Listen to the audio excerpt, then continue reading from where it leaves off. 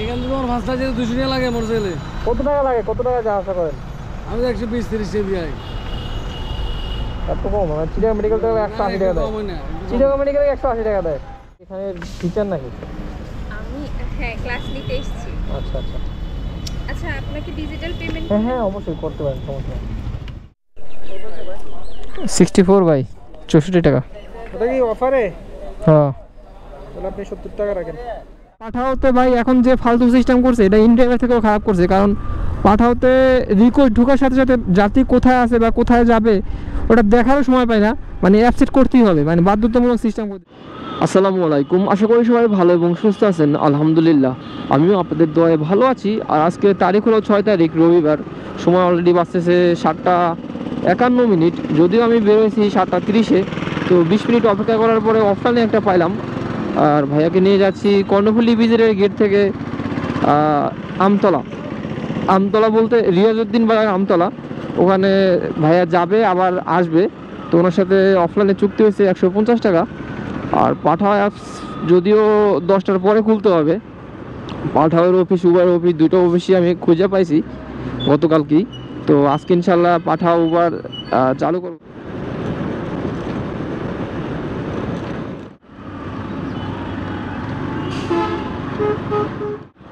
দোকানগুলো এখনো খুলে নেয় ভাই,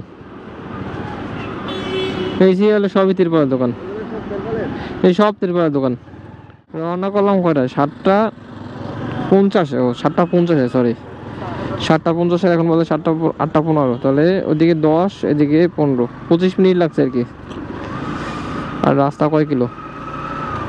10 কিলো রাস্তা। তাহলে রাস্তা হলো 10 কিলো, সময় লাগছে 25 মিনিট। তবে এখানে মার্কেট নাকি 10টায় খুলবে, আসলে মার্কেট 10টা আগে খুলে না কোথাও। তো ভাইয়া তো আর উনি ব্যাক করবে আবার, মানে আপ ডাউন, উনি আবার যাবে। আর আমরা যখন আসলাম ওই বাদামতলি মোড়ে কয়টা দোকান খোলা দেখেছিলাম, তো ভাইয়া বলতেছে ওই জায়গায় যাইতে। তো ওনাকে নিয়ে আবার ওইদিকে পতেঙ্গার দিকে ব্যাক করবো আর কি, তেরপাল কিনে। তাহলে চলেন। আর আমি এখন বর্তমানে আছি নিউ মার্কেট, এটাকে নিউ মার্কেট বলে আর কি, চিটাগং নিউ মার্কেট।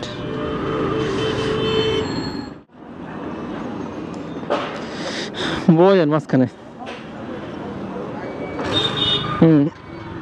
আগাই বোন।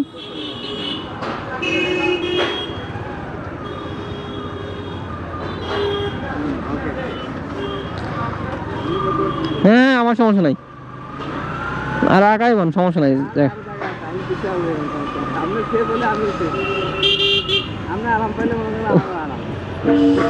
প্যারা নাই।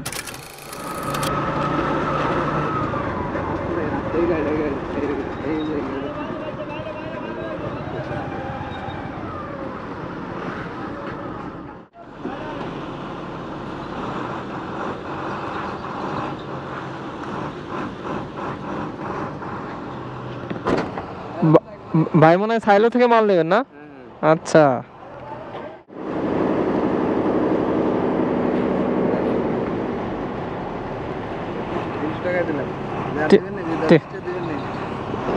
আমি আরো ভিতরে আইলাম ভাই, খালমার আইলাম।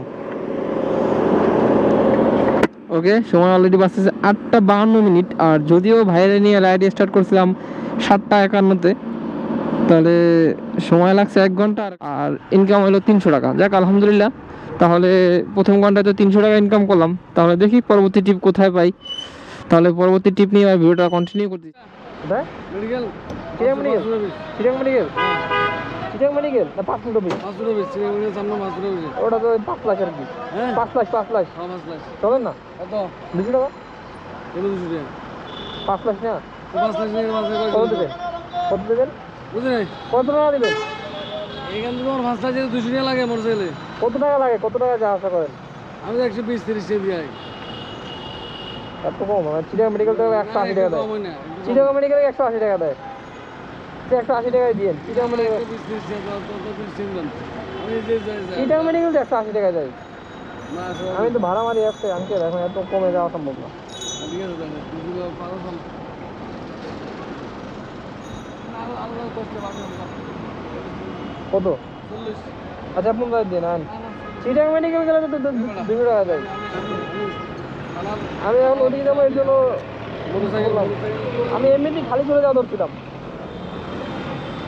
একদম বরাবর 150 টাকা দেবেন, ঠিক আছে? কম দিন না, কম দিন না কিন্তু আঙ্কেল, কম দিন না ভাইয়া। চিটা মেডিকেল গেলে এখান থেকে সর্বনিম্ন 180 টাকা।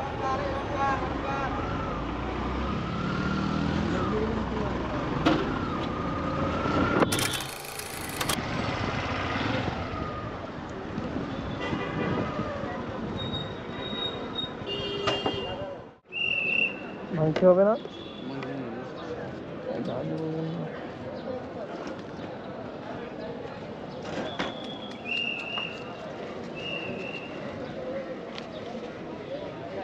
$50 তো আছে ভাঙতে।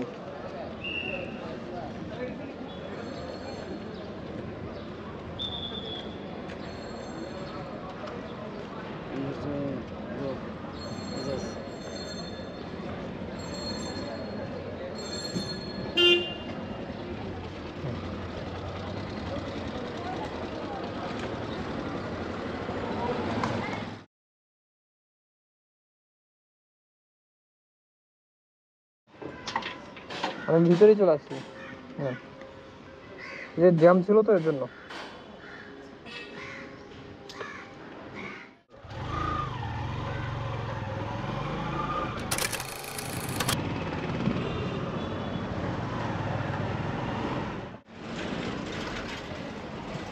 ম্যাম কি এখানে টিচার নাকি? আমি হ্যাঁ ক্লাস নিতে এসেছি। আচ্ছা আচ্ছা, আচ্ছা আপনাকে ডিজিটাল পেমেন্ট হ্যাঁ হ্যাঁ অবশ্যই করতে পারেন, সমস্যা নেই। আপনি করে দেন, সমস্যা নেই, যেতে যেতে করে দেন। আচ্ছা, আল্লাহ হাফেজ।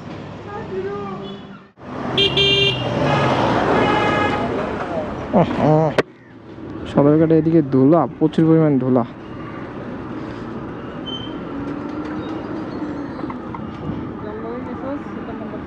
নেন।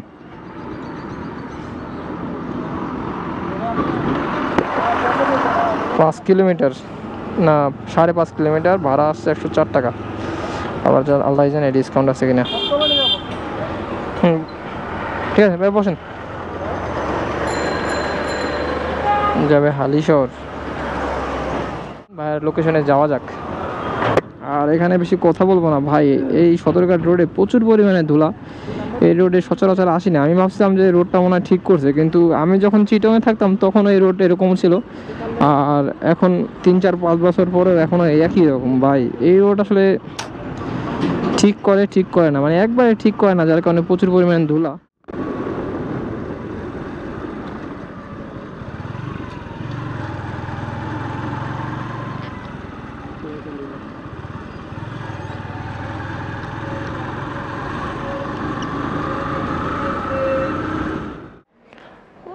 ও বাজি ভাইয়া 20-40 টাকা ডিসকাউন্ট পাইছে আর কি, 64 টাকা আসছে।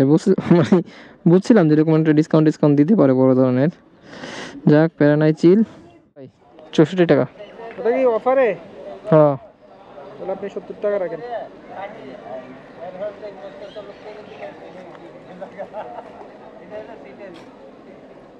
ওকে, তাহলে আপনাদের এবার কিছু কথা বলি, পাঠা সম্পর্কেও কিছু বলি আর রাইড সম্পর্কেও কিছু বলি। সকালে তো বেরোয়েছিলাম 7:30-এ, আর প্রথম যাত্রী পাইছিলাম 7:50-এ। তো 20 মিনিট অপেক্ষা করার প্রথম যাত্রী নিয়ে আপ ডাউন মারছিলাম, এটা অফলাইনে। স্টিল মিল থেকে রিয়াজউদ্দিন বাজার আপ ডাউন 300 টাকা দিয়েছিল। তারপরে দ্বিতীয় টিপও পাইছিলাম, তো ওখানে আবার 1.5 ঘন্টা পরে আর কি বেরোছিলাম, মানে 1.5 ঘন্টা পরে অন্য কাজ করছিলাম আর কি, মানে পার্সোনাল কাজ করছিলাম। ওইটা করার পরে ওখানে 1.5 ঘন্টা গেছে আর কি, খালপাড় রোডে। তো খালপাড় রোডে ওখানে 1.5 ঘন্টা পরে আবার বেরোইছি কত, 10:20-এ বেরোইছি। 10:20-এ বেরোয় 10:40-এ আবার 20 মিনিট অপেক্ষা করার পরে 10:40-এ আবার একটা রাইড পেয়েছি। তখন আসলে মাইক্রোফোনটা লাগাইতে ভুলে গেছিলাম, ক্যামেরা খুলে রাখছিলাম, যার কারণে পরবর্তীতে যখন ক্যামেরা অ্যাডজাস্ট করছি মাইক্রোফোন লাগাইতে ভুলে গেছি। তো 10:40-এর থেকে আবার রাইড স্টার্ট করলাম, ওখান থেকে একটা অফলাইন নিয়ে আসলাম। কোথায়? 5 লাইশ পাসপোর্ট অফিস, 150 টাকা।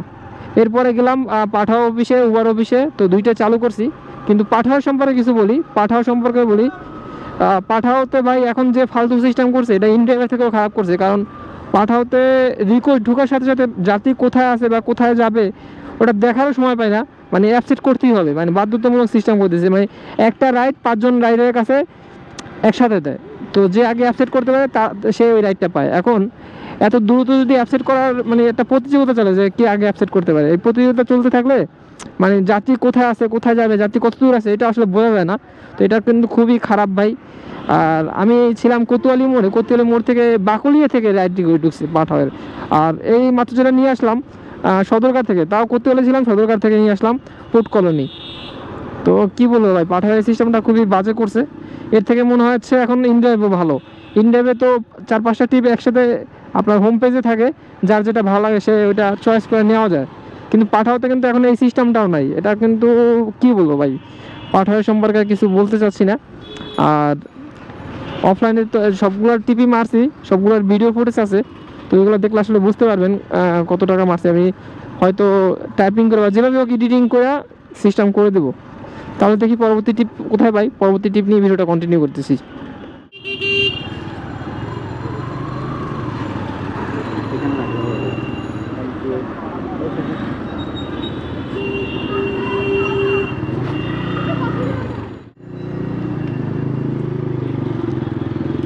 ভাইয়া থ্যাংক ইউ ভাইয়া। ঠিক আছে, আল্লাহ হাফেজ।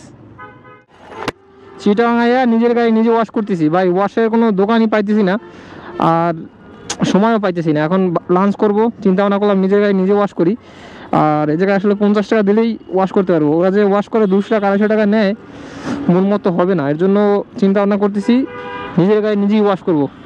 আর এটা হলো পাবলিক টয়লেট, এটা হলো আপনার ইসের লগে কী বলে এটারে, ধর ভুলে গেলাম, রেল স্টেশনের লগে। তো মামারে কইলাম, মামা কয় টাকা নিবা কও, ওয়াশ করে দাও। কয় মামা আমার তো কোনো লোক নাই ওয়াশ করার। পরে কই লোক নাই, তাহলে আচ্ছা কত নিবা? তো বললো যে তুমি 50 টাকা দিও। প্রথমে 70 টাকা বলছিল, পরে 50 টাকা। তো 50 টাকা দিলেই হবে। আবার একটা শ্যাম্পু দিল ওয়াশ করার জন্য। তো নিজের গাড়ি নিজে ওয়াশ করলে কিন্তু একটু যত্ন সহকারে করতে পারবো। প্রথমে গাড়িটাকে ভিজাই একটু ময়লাগুলো নরম করি।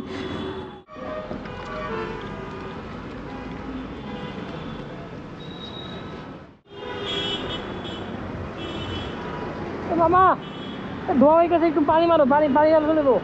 শেষ।